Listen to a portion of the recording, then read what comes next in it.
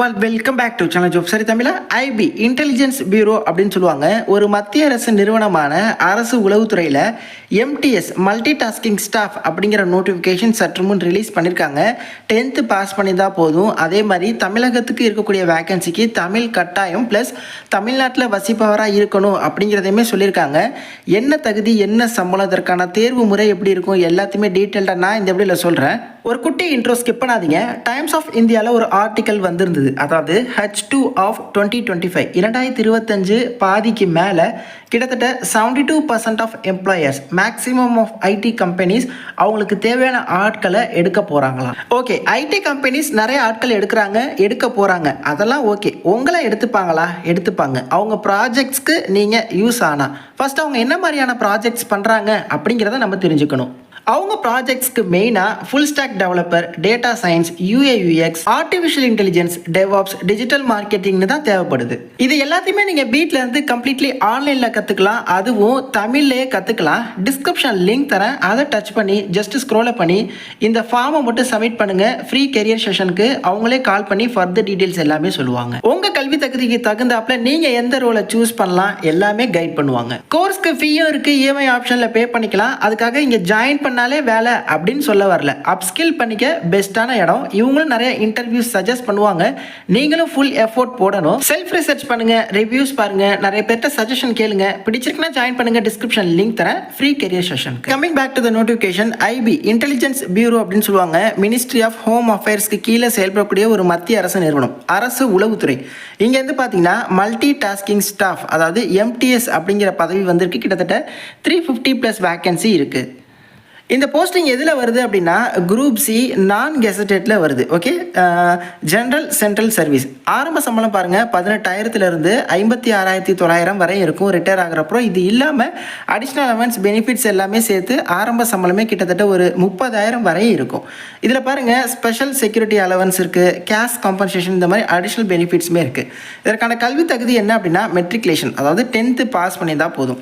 Matriculation சொல்லியிருக்காங்களே, அப்போ மெட்ரிகுலேஷனில் படித்தவங்க தானா அப்படின்னு கிடையாது. State board, matriculation, CBSE, private school, government school அப்படின்னு சொல்லி நீங்கள் 10th எங்கே படிச்சிருந்தாலும் தகுதி தான். ஓகே, அது மட்டும் இல்லாமல் எந்த ஸ்டேட்க்கு அப்ளை பண்ணுறீங்களோ அந்த ஸ்டேட்டில் நீங்கள் வசிப்பவருக்கான அந்த இருப்பிட சான்றிதழ் அப்படிங்கிறது மேண்டிட்ரி. ஓகே, மொத்தமாக பார்த்தீங்கன்னா 362 மல்டி டாஸ்கிங் ஸ்டாஃப்ஸ் வந்து எடுக்கிறாங்க.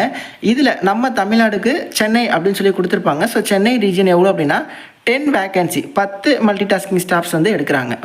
ஓகே இதில் வந்து பாருங்கள் வேகன்சி பிரேக்கப் இருக்குது. பொது பிரிவினர்னா 4 வேகன்சி, பிசி, எம்பிசி, டிஎன்சி, பிசிஎம்னா ஓபிசியில் வருவீங்க 1, எஸ்சிக்கு 5 வேகன்சி இருக்குது.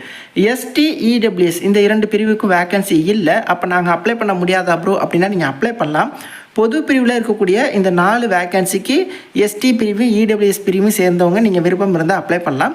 பொது பிரிவுக்கு என்ன வயது வரம்போ அதுதான் உங்களுக்கும். எக்ஸாமில் பொது பிரிவுக்கு என்ன கட் ஆஃபோ அதுதான் உங்களுக்கும். ஓகே, இந்த வேலைக்கான ஏஜ் லிமிட் என்ன ப்ரோ அப்படின்னா 18 25 வயசு வரை உள்ளவங்க அப்ளை பண்ணிக்கலாம். எஸ்சி எஸ்டினா +5 இயர்ஸ் எடுத்துக்கோங்க, 30 வயது வரை அப்ளை பண்ணிக்கலாம். பிசி, எம்பிசி, டிஎன்சி, பிசிஎம்னா ஓபிசியில் வரீங்க +3 இயர்ஸ் எடுத்துக்கோங்க, 28 வயது வரை அப்ளை பண்ணிக்கலாம்.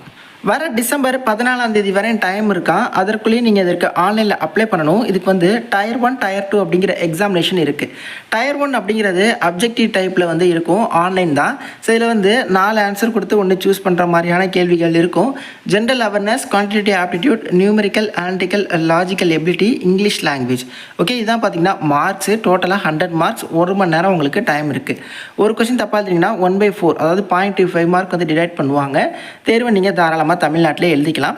அதே மாதிரி இதில் கம்ப்ளீட் பண்ணுறவங்களுக்கு Tier 2 இருக்குது. இது வந்து டிஸ்கிரிப்டிவ் டைப்பில் இருக்கும். அதாவது உங்களோட பேசிக் இங்கிலீஷ் லாங்குவேஜோட வொக்காபுலரியை செக் பண்ணுற மாதிரியான, கிராமர்ஸை செக் பண்ணுற மாதிரியானது, சினானிம்ஸ், ஆன்டனிம்ஸ் இது போன்ற விஷயங்கள் இருக்கும். டிஸ்கிரிப்டிவ் டைப்பில் இருக்கும். நீங்கள் வந்து பார்த்தீங்கன்னா ஒரு பேராகிராஃப் ரைட் பண்ணுற மாதிரி இருக்கும். இது வந்து பார்த்தீங்கன்னா ஒரு 1 ஹவருக்கு இருக்கும். ஓகே, அதாவது Tier 1 எக்ஸாமினேஷனில் ஃபஸ்ட்டு நீங்கள் அட்டன் பண்ணிடுவீங்க. அதுலேருந்து நல்லா பர்ஃபார்ம் பண்ணுறவங்கள 10 டைம்ஸ் த வேகன்சி. இப்போ தமிழ்நாட்டுக்கு 10 இருக்குது, 10ஓட 10 டைம்ஸ் என்ன 100 பீப்புளை அவங்க Tier 2 எக்ஸாமினேஷனுக்கு ஷார்ட் லிஸ்ட் பண்ணுவாங்க Tier 1லேருந்து Tier 2க்கு. ஸோ அதில் நல்லா பர்ஃபார்ம் பண்ணுறவங்கள பொறுத்து தான் இந்த ஓவரால் மெரிட் லிஸ்ட் வந்து ரிலீஸ் பண்ணுவாங்க. எக்ஸாமினேஷன் அக்ராஸ் ஒரு 5 சிட்டிஸ் வரையும் நீங்கள் சூஸ் பண்ணலாம். ஃபஸ்ட்டு சிட்டியாக எதை நீங்கள் சூஸ் பண்ணுறீங்களோ அங்கே தான் உங்களுக்கான எழுத்து தேர்வு அப்படிங்கிறது இருக்கும். நீங்கள் தமிழ்நாட்டிலே சூஸ் பண்ணிக்க முடியும். அடுத்து பாருங்க, இதற்கு அப்ளை பண்ணுறதற்கான அஃபிஷியல் வெப்சைட் என்ன அப்படின்னா mha.gov.in. இந்த வெப்சைட்டில் அப்ளை பண்ணிக்கோங்க. போர்ட்டல் வர 22/11 ஓப்பன் ஆகும். அதில் டிசம்பர் 14 வரை டைம். எக்ஸாமுக்கு ஃபீஸ் இருக்குங்க, 100 rupees ஃபீஸு. அதாவது எக்ஸாம் ஃபீஸ் அப்படிங்கிறது 100, ப்ராசஸிங் சார்ஜஸ் அப்படிங்கிறது 550, ரெண்டுத்தையுமே சேர்த்து 650 rupees அப்படிங்கிறது பே பண்ணணும். இந்த 650 அப்படிங்கிறது யாருக்கு அப்படின்னா male candidates of general EWS OBC category. Okay, so அவங்களுக்கு 650, மீதி உள்ளவங்களுக்கு 550 அந்த ரெக்ரூட்மெண்ட் சார்ஜஸ் மட்டும்.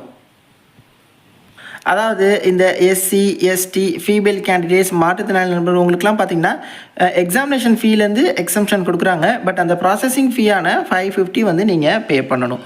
மீதி உள்ள ஆண்கள் 650 பே பண்ணணும். ஸோ இதற்கு நீங்கள் கம்ப்ளீட்லி ஆன்லைனில் தான் அப்ளை பண்ண போகிறீங்க. ஃபீஸையுமே நீங்கள் ஆன்லைனில் வந்து பே பண்ணிக்கலாம். போர்ட்டல் ஓப்பன் ஆகட்டும், எப்படி அப்ளை பண்ணுறது அப்படிங்கிற வீடியோவும் போஸ்ட் பண்ணுறேன். இது வந்து பார்த்திங்கன்னா எம்ப்ளாய்மெண்ட் நியூஸ் பேப்பர்லேருந்து வந்திருந்த பேப்பர் கட்டிங் இப்போ சற்று முன் வந்துருந்துச்சு.